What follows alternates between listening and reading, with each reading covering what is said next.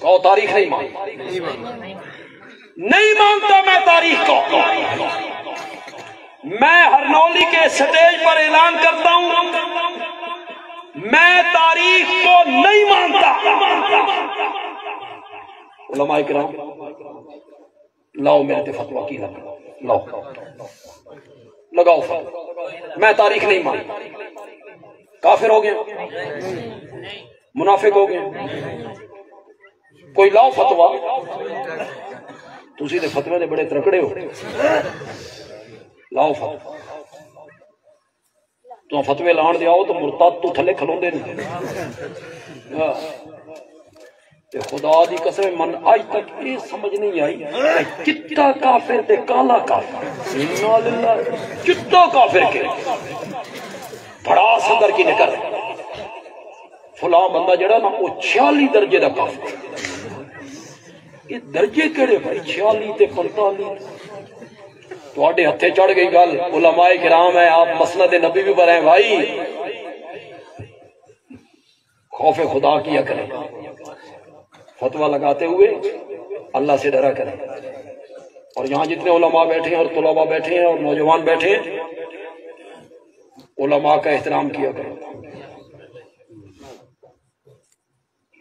دوسرے طبقے کے علماء کا بھی احترام کیا۔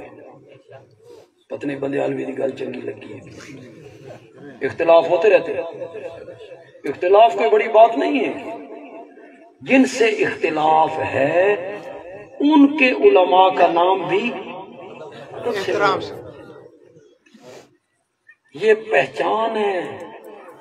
اے میرا جملہ ہرنولیہ نو پتہ نہیں سمجھ آندی ہے کہ نہیں، یہ پہچان ہے کہ تیرے جسم میں شریف باپ کا خون دوڑتا ہے، یہ پہچان ہے کہ تو نے ایک باحیا ماں کا دودھ پی رکھا ہے، وہ تیری زبان سے ظاہر ہوتی ہے، یہ شریف باپ کا خون ہے، یہ باحیا ماں کا دودھ بول رہا ہے۔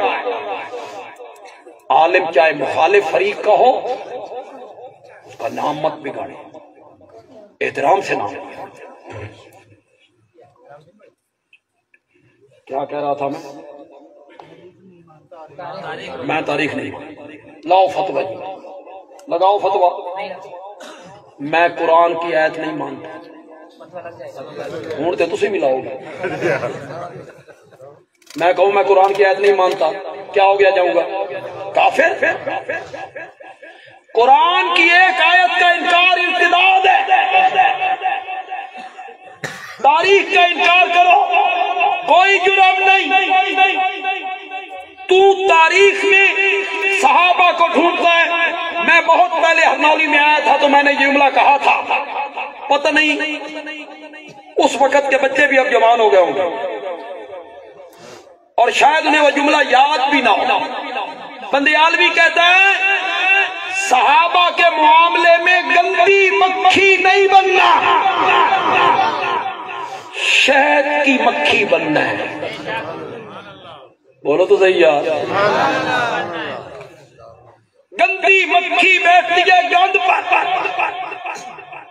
گندی مکھی بیٹھتی ہے نجاست پر، گندی مکھی بیٹھتی ہے غلاظت پر، شہد کی مکھی پھولوں پر، پھلوں پر، سبزے پر۔ صحابہ کے معاملے میں گندی مکھی بن کر صحابہ کو تاریخ کے ورقوں میں نہیں دیکھنا، شہد کی مکھی بن کر قرآن کے صفوں میں دیکھنا ہے۔